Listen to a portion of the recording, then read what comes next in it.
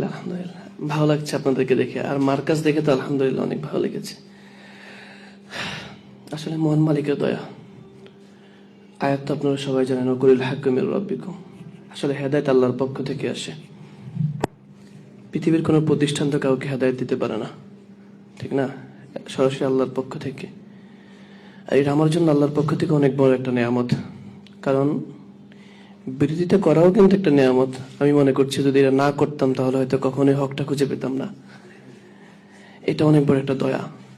আর বিরোধিতা করতে করতে যে বিষয়টা সব থেকে বেশি শিখেছি, আমার গলাটা ভেঙে গেছে। তো যে বিষয়টা শিখেছি সেটা হলো দলিল, ঠিক না? আমি বিরোধিতা করার জন্য দলিল সন্ধান করতাম। তো দলিল খুঁজতে খুঁজতে যত বেশি দলিল খুঁজতাম তত বেশি অবাক হতাম। ভালো লাগতো যে প্রত্যেকটা মাসালায়, প্রত্যেকটি জায়গায়, আকীদাগত বিষয়ে, ইখতিলাফ বিষয়ে, সব জায়গায় আমাদের সালাফি বিদ্বানরা সবচেয়ে বেশি হাদিসকে বেশি প্রায়োরিটি দেয়। আর আমাদের মাযহাবী ভাইয়েরা যেখানে ইখতিলাফ হয়, দ্বন্দ্ব লাগে, আল্লাহ তাআলা বলেছেন ফিরে যাও কোরআন ও হাদিসের দিকে, ওনারা ফিরে যায় মাযহাবের দিকে। যাই হোক, এটা আমরা দোয়া করছি। যদিও অনেকেই বুঝতেছে, হয়তো কেউ প্রকাশ্যভাবে বলতে পারতেছেন না, কেউ সেভাবে ঘোষণা দিচ্ছেন না। আমরা দোয়া করছি আল্লাহ তাআলা সহজ করে দেখি।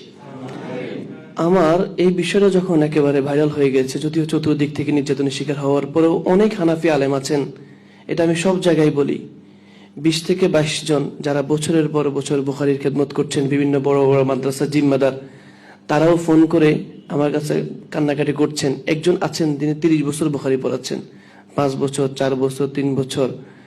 অনেকে আছেন যাদের সম্পর্ক বুখারীর সাথে, বুখারীর হাদিসগুলো তারা পড়ছেন কিন্তু আমল করতে পারছেন না, কারণ এমন একটা সংকীর্ণ জায়গায় তারা বাঁধা, সেভাবে তাদেরকে আটকে রাখা হয়েছে। আর মাযহাবী ভাইদের নেটওয়ার্ক চাল এত স্ট্রং, সেখান থেকে বের হওয়া সম্ভব না। কিন্তু হিন্দু থেকে মুসলমান হওয়া সহজ, ঠিক না? হিন্দু থেকে মুসলমান হওয়া সহজ, কিন্তু মাযহাব ত্যাগ করে আপনি সহিহ হাদিস মানবেন, কোরআন হাদিস মানবেন, এটা অনেক কঠিন। হিন্দু থেকে মুসলমান হলে সবাই কিন্তু আপনাকে সাদরে গ্রহণ করবে, আর আপনি মাযহাবী থেকে লা মাযহাবী হবেন, সালাফি হবেন, তখন দেখবেন যে তারা আপনাকে মারতে আসবে। কি আজীব ব্যাপার না?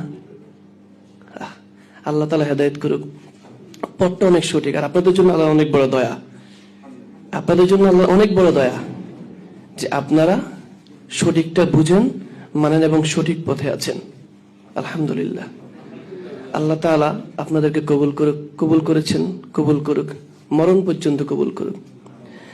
একটা কথা না বললে নয়, আপনারা হয়তো অনেকে জানেন, আমাদের ইমাম আবু হানিফা রাহিমাহুল্লাহ, আমরা তাকে সর্বোচ্চ সম্মান করি।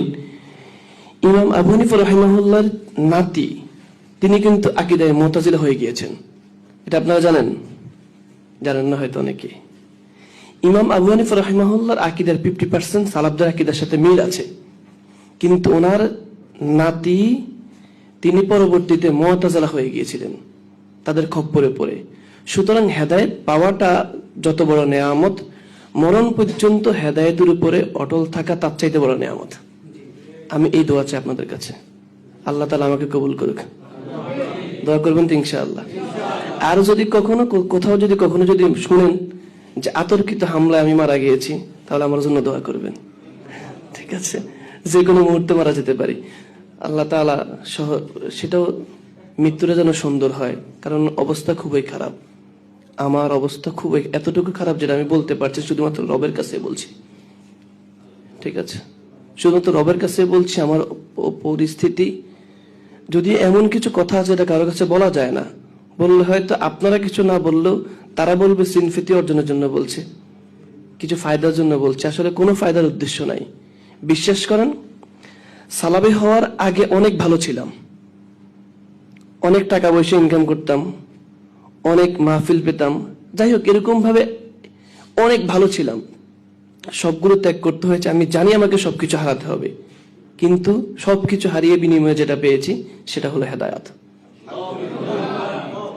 এরকম হারাতে, তারপর যদি জীবনটাও যদি হারাতে হয়, আলহামদুলিল্লাহ প্রস্তুত আছি। জীবনটা হারিয়ে ফেলবো, কোনো সমস্যা নেই।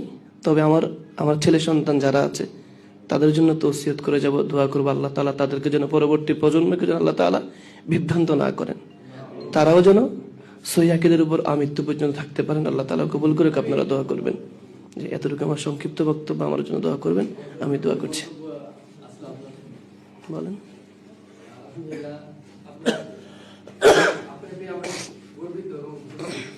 আপনার যে চাওয়া পাওয়া আগে যেমন ছিলেন, আশা করছি আমাদের সালাফি মানহাজে অনেক ভাই ছিলেন যারা আগে যা মাহফিল পেতেন না বা যেমন ব্যস্ত ছিলেন না,